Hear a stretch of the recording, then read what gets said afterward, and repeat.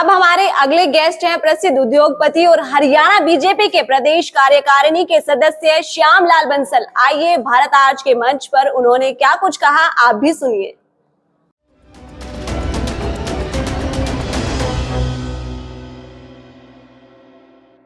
Sir, सबसे पहले आपका बहुत बहुत स्वागत है। सर, पंचकूला के लिए बीजेपी का विजन क्या है?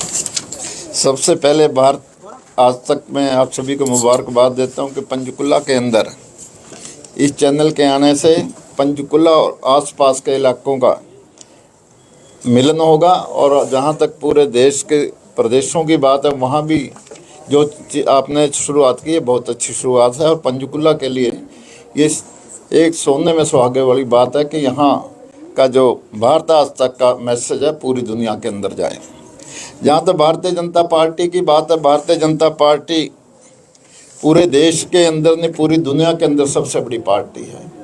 और इस पार्टी को आगे लाने के लिए कार्यकर्ताओं खून पसीने की जो मेहनत है वो रंग लाई है। और हमारा सौभाग्य है कि हमारे पंचकुला के अंदर हमारे प्रधानमंत्री नरेंद्र मोदी जी 6 साल रहे। 7 सेक्टर के अंदर उनका निवास था, एक छोटे से कमरे में रहना उनका, और कार्यकर्ताओं से मिलकर उनमें जोश पैदा करना। उन दिनों की बात है, 96 की बात है, मैं यहाँ से चुनाव लड़ा तो मोदी जी ने मुझे बुलाकर कहा कि आपको चुनाव लड़ना। मैंने आगे कोई जवाब नहीं दिया और उन्होंने कहा कि चुनाव लड़ना ही नहीं बल्कि जीतने के लिए लड़ना है। तो उस चीज़ को अगर हम देखें कि मोदी जी एक सिंपल सादे, एक उनका कुर्ता पजामा बैग में एक वैसे इस तरीके से उनका यहाँ निवास था। और 5 स्टेटों को प्रभारी थे और उनका आना जाना पंचकुले में ही रात आके गुजारना, ये उनका बड़प्पन था कि पंचकुला के लोगों को जोड़ कर रखा। और उस समय में हमारी सेक्टर 16 में शोरूम था, वहाँ पे जैसे चुनाव 96 का मैंने चुनाव लड़ा तो उन्होंने कहा कि आपका शोर तो है लेकिन आपके साथ वोटर वोट डाल सकते हैं लेकिन वोटर नहीं चल रहे, क्या कारण है?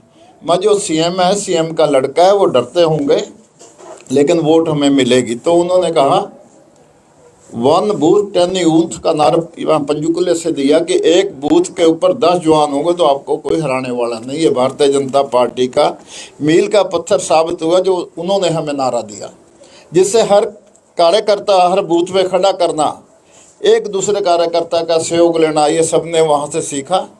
और उसको आगे बढ़ाकर जिस तरीके से पहले ही चुनाव में भारतीय जनता पार्टी पहले तीसरे चौथे नंबर पे आती, दूसरे नंबर पे हम आए। और वो भी कारण था कि वो एक पावर का जोश था, ऑफिसर का साथ था। और कुछ ऐसे लोग थे जो उस टाइम, क्यों ये कंस्टिट्यूंसी बीबीसी से अनाउंस होती थी पैसे के दम पे। यहाँ किशोरीलाल लक्ष्मण सिंह जब लड़ते थे तो पैसे के दम से लड़ते थे और यहाँ की खबर बीबीसी से रिलीज होती थी कालका विधानसभा की। तो उन्होंने इस पंचकुले को, चंडीगढ़ को, पंजाब को, जम्मू कश्मीर और हिमाचल को जो भी कार्यकर्ताओं से मिले, तभी कहते हैं हिमाचल में जब जाते हैं कि मैं हर गली से वाकिफ हूँ। कारण यह है कि उन्होंने ग्राउंड पे आके काम किया और कार्यकर्ताओं से काम करवाया, जिसके कारण आज भारतीय जनता पार्टी इस एरिया के अंदर सबसे बड़ी पार्टी उभर कर आई। और हाँ, हरियाणा के अंदर 2014 के अंदर सरकार बनी, हिमाचल के अंदर सरकार बनी, चंडीगढ़ के अंदर मेयर बने, पंजाब के अंदर भारतीय जनता पार्टी ने अलग से चुनाव लड़ा, लेकिन अपना उन्होंने कार्यकर्ता हर बूथ के ऊपर खड़ा किया कि पहले वहाँ सिर्फ 23 सीटों में चुनाव लड़ा जाता था, जिसके कारण कार्यकर्ता 117 में इसके बजाय 23 सीटों पे ही मिलते थे। मेरे को वहाँ कपूरथला का इंचार्ज बनाया गया, वहाँ 4 विधानसभा थी और वहाँ हर जगह हम देख रहे हमें कार्यकर्ता नहीं मिल रहा, सिर्फ एक फगवाड़ा के अंदर मिलता था, क्यों हमने कभी चुनाव नहीं लड़ा। तो इस बार जो चुनाव लड़ा उसमें भारतीय जनता पार्टी को 10-12% जो वोट मिला वो कार्यकर्ता खड़ा करने के कारण मिला। और आने वाले समय में पंजाब भी भारतीय जनता पार्टी का होगा।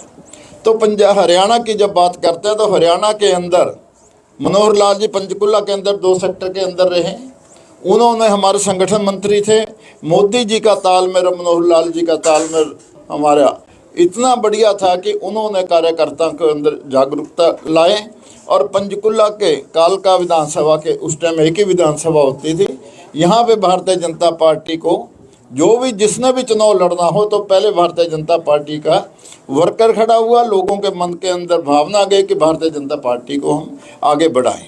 ये भारतीय जनता पार्टी का, और जिस प्रकार से आज सरकार बनी है, तो पंचकुला के अंदर अगर हम पूरे इलाके के अंदर मनोहर लाल जी पंचकुला में रहे, मोदी जी पंचकुला में रहे, तो यहाँ हर चीज़ की फैसिलिटी मिल रही है सरकार की तरफ से। सेंटर से पैसा अभी जैसे कुलभूषण जी ने बताया कि 25-25 करोड़ रुपए नाडा साहब में पार्किंग के लिए और मनसा देवी में मिला, और भी 250-300 करोड़ के प्रोजेक्ट आ रहे हैं। तो ये कारण यही है कि उनका जो सोच है कि हम अपने लोगों के अंदर ऐसा महसूस कराएं कि भारतीय जनता पार्टी ईमानदार, भ्रष्टाचार मुक्त, और उसके बावजूद भी जो काम हो तो सबका काम हो, किसी की सिफारिश की जरूरत ना पड़े, और लोगों को महसूस हो कि आज मेरी सरकार है, मेरा काम घर बैठे हो रहा है। ये भारतीय जनता पार्टी की सोच मनोहर लाल जी लेकर चल रहे हैं, जिसके कारण आगे आने वाला समय भी भारतीय जनता पार्टी का होगा।